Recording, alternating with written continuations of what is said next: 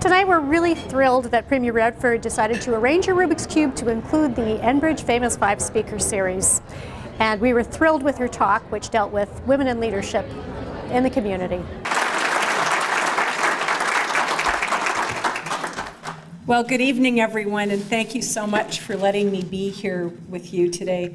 Nelda, it's wonderful to be able to join you, and I do have to say I love coming to Fort McMurray, and to be able to be here and to see the sorts of people that work every day in business in the community and the special partnerships that are built in this community speak to the success of our province and this community. And I have to thank Enbridge so much for sponsoring this Famous Five series. I'm very proud to be an Albertan. I am very proud of the role that Enbridge plays in Alberta.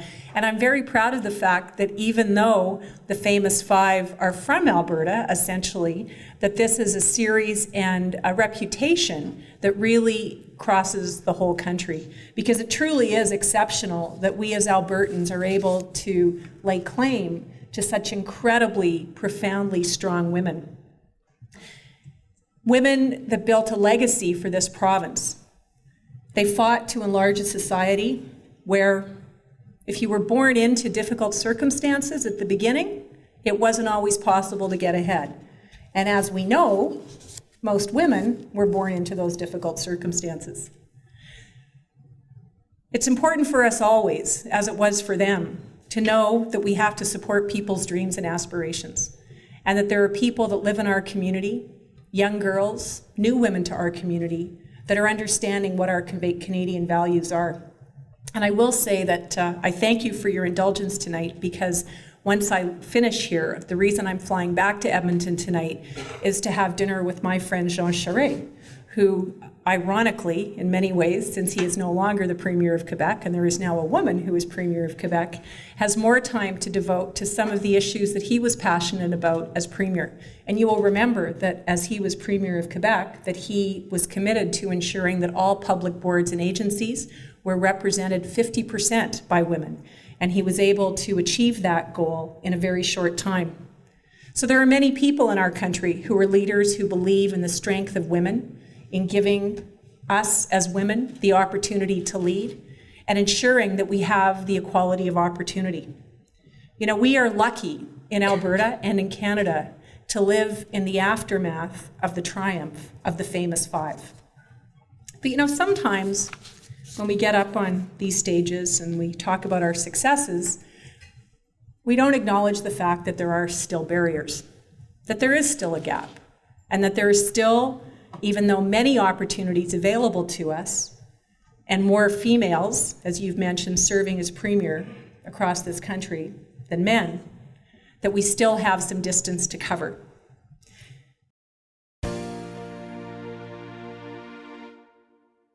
It's one of many times I've heard the Premier speak, and she's always brilliant and always on topic, and tonight was no exception. I really enjoyed it. And before I start, I want to set out the moral of this story from my perspective so that you can judge for yourselves how it applies to everything that follows. The moral for me is that leaders are not born.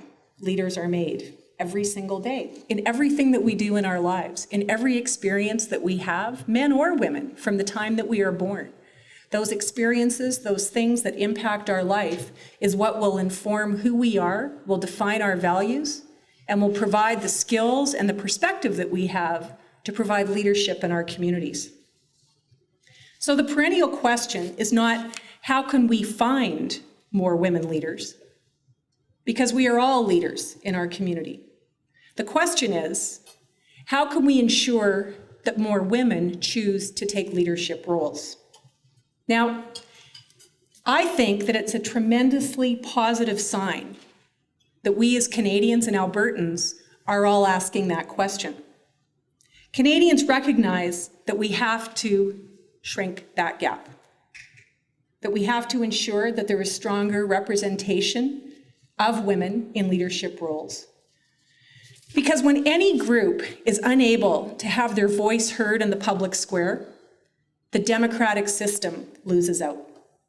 And one of the things that I've certainly experienced in my life, which I'll talk about a little bit later, and I've certainly experienced since I became an MLA, running for leader of my party and becoming premier, is that there are perspectives in our community, experiences in our community, that are only experienced by women because of the unique work that they do as mothers, as volunteers, perhaps in not-for-profit agencies across this province.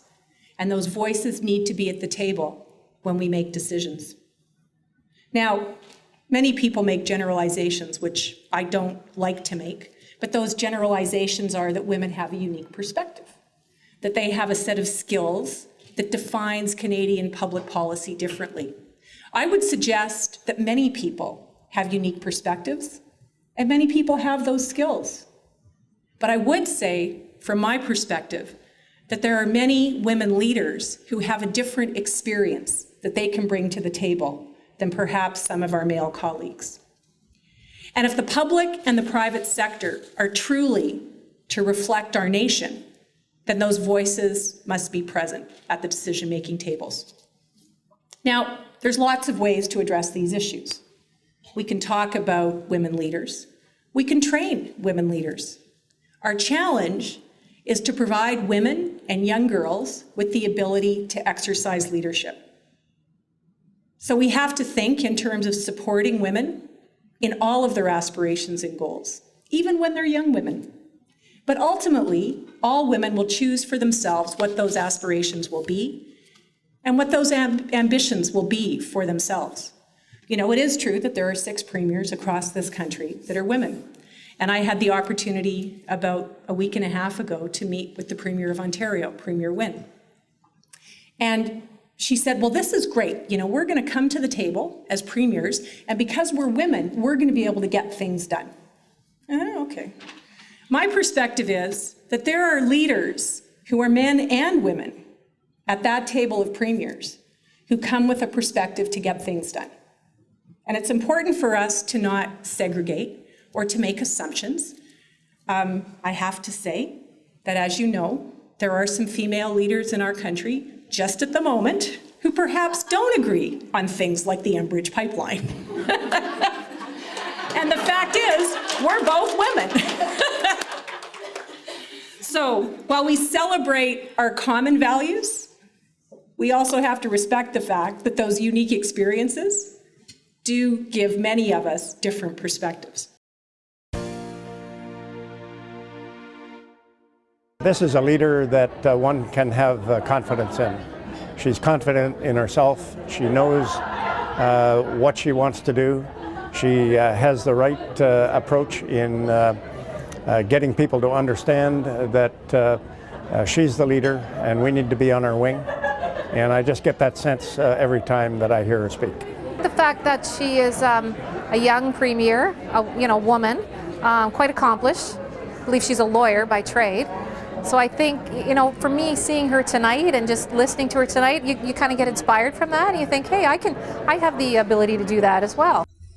Now, I know that one of the things that the organizers asked me to do was to speak a little bit about personal experiences, and I'm happy to do that. I'm not always quite sure if people are interested in that, but I did give it some thought today. You'll know that my mom, well, you may not know, my mother immigrated from Scotland in 1948 when she was 8 years old with her parents. And I think an awful lot about my mom. In the 1970s, well, first of all, she graduated from high school in Redwater. She went to Secretarial College in Edmonton. She worked in Edmonton for ATCO, typing on 5 pieces of carbon paper with all the different colored paper in between, which my 10-year-old daughter can't understand. And she went on to get married, to have 3 daughters of her own, and to live a life at the beginning of being a very traditional housewife. Then through the 70s, you'll remember Maud and all of that, my mother decided to get a career. Now, she didn't have a formal education or training, so she decided to be a real estate agent. That was tough going, but she liked it. It was fun. It was a way for her to balance different challenges in her life, to make sure that she was able to take care of us, to be a wife, and to have a career. And I am going to suspect there's an awful lot of people in the room who don't actually understand just how much of a challenge that was for a 35 or 36-year-old woman in 1975 or 1976. And I'm pretty sure at that time that I didn't understand that. Because when I think about my family and I think about my mom and I think about my granny, I think about strong women that were committed to their community, committed to their church, committed to their family, and were always striving to do more. They were resilient, they were compassionate, they didn't always get it right, but their core values were about being strong role models for their daughters. Now, she worked hard to try to be, and was for me, a very independent person and a role model for us. And she says she remembers being at home and her principal and her teacher coming to the house and begging her parents to let her stay in school because they knew that she would be a wonderful teacher. And her parents said, no, we have mouths to feed. So at 14, Granny went and worked in a candy factory. And she walked a very long way to work every day. And she came home, worked there for 10 years, eventually got married to my grandpa, and they immigrated to Canada, moved to Edmonton and then to Redwater, and were very active in the community and the church. Opened small businesses, renovated houses. And my memory of this woman, who was formidable, was to know that she could always overcome whatever happened. And if there was any challenge in the community, she was there to help solve it. Many times she'd identify the challenge in the community. She would be there to identify where the gaps were and to help people. You know, there's a wonderful story from the 1970s when the Canadian International Development Agency started, or whatever it was called in the 1970s.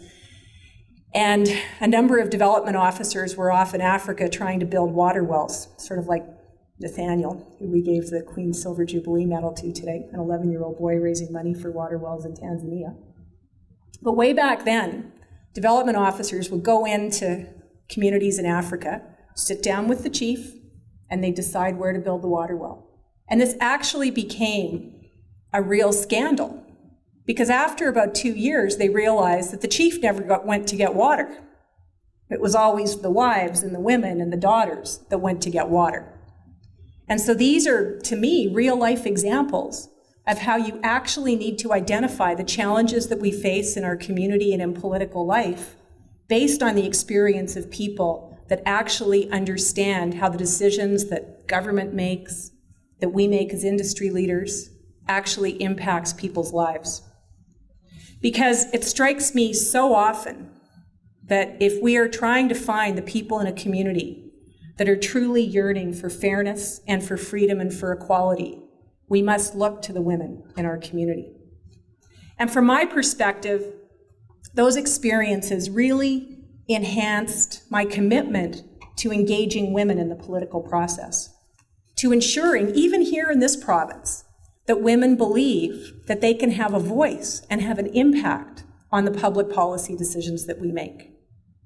And whether I'm here or whether I've been overseas, I'm absolutely touched by the inspiration that community leaders who are women, who are living their lives and doing work with children on health projects, on water projects, can bring to a perspective in terms of the decisions that we need to make.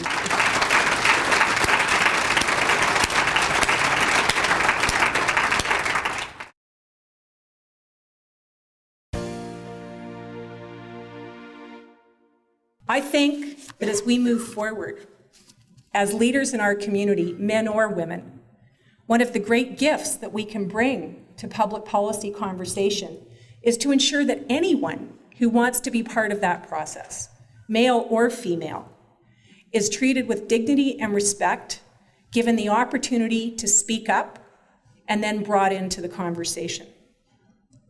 Because I believe if people know that they can speak truth to power and that they're safe in doing that, that will fundamentally change the way that we have conversations. I think that it's possible to do that, and that is even bringing a new light to politics in Alberta. Because even in my own government, I'll hear people say, well, that's not the way we've done things. And I think that we all experience that at different parts in our lives. But then we have to have the strength to say, that's absolutely right. And that's exactly why we're asking these questions. And sometimes I'm reminded of the fact that there's an awful lot of people who I got to talk to in the last provincial election who looked at me and thought, I don't know if I can trust you to ask the right questions, but I'm going to give you a shot. So when I'm doing the work that I'm doing, I feel that I have an obligation to ask those questions, because I think there's a lot of people who said, we're electing you because we want you to ask those questions. We want you to have a different paradigm. We want you to change the way we talk about issues. And we want you to talk about the issues that actually matter in our communities. And I think that as we move forward, it'll be a tremendous opportunity for us to be able to engage more people, hopefully at a younger age, to connect into this public policy conversation. Because regardless of where we've grown up in this country, and I know there's probably a lot of people in this room that didn't grow up in Fort McMurray, we have a set of Canadian values and traditions that truly speak to what the famous five aspired to be. The legacy of the rights and the freedoms that we now have, that they only dreamed of, is something profound, and it is a sacred trust. Now, I would like to see more women in leadership opportunities across this country, and I think we're seeing more all the time. I have to say that as we do this, the nature of the conversation changes. There was actually an article when I first became Premier comparing my cleavage to Christy Clark's. And I remember at the time, whatever. She had more, as you can see. But I remember at the time laughing about it with my husband. And what I will say is that as a political leader, conversations like that come up an awful lot more when you're a woman. Hair, makeup, shoes, cleavage. Oh, you look so much prettier in person. Oh, you look so much younger in person. It's really interesting to me, because I got to tell you, before I got involved in politics, never would have crossed my mind that people thought about that. Probably never would have crossed my mind that I probably thought about it the same way as people do. So I throw that out just in terms of perspectives that we have when we look at leaders across this country, whether they are male or female. Because we're very fond of saying, and it was actually in my speech tonight, that we have to make sure that young girls understand that the only obstacles that are in their way are the obstacles that they put in their way. And that's not true. And the best thing that we can do is acknowledge that. It's not about blaming anybody, it's just life. This is life. You talk about the famous five being surprised that we'd have female leaders. I gotta tell you, I think my grandpa would have been more surprised. We all live in the circumstances that we live in. And we all know that people make assumptions about us. Some people make assumptions about us based on where we're from. Some people make assumptions about us based on our gender. But if we think about the important thing in leadership generally, and what the famous five spoke to, essentially in my mind, it was community engagement. It was being able to connect to a community, men and women, around a set of values that we all cared about. And the best that we can hope for is when we look at our sons and our daughters, and at young people in this room, and the young people that we meet that are aspiring to be great leaders, that we ensure that we're creating environments that allow all of them to demonstrate their talents equally. That each of them is given the opportunity to demonstrate that they have the ability to succeed. And I will say that from my perspective as the Premier of this province, I want to ensure that every child and every girl truly believe that they have the ability to excel. Because we can be excellent. And we can raise sons that believe that women will be excellent, And we can raise daughters that believe that they can be excellent. It is also true that every little girl that looks at every one of you women in this room will see a leader that they can aspire to be. And it is a responsibility. And it's a privilege to be in leadership roles and to be able to demonstrate to young girls that they have those opportunities. Because at the end of the day, for each of the jobs that we do, little girls should be able to see what you do and wholeheartedly believe that they could do the same thing. And I know that the tradition of this series and the support that industry puts behind this sort of work, the fact that you are all here today, speaks to the fact that we all have determination to accomplish the same thing. So I thank you very much for allowing me to be here tonight, because every single day I learn more. Every single day I meet someone else who makes me think about the decisions that we make in government and why we make them. As we move ahead as a province, I think one of the things that we can be most proud of is the leadership that we have in our community and the leadership that we have in our province that are truly creating an exceptional environment for our children to succeed, and to know that an important part of that is demonstrating the leadership so that girls know that they can. Thank you very much.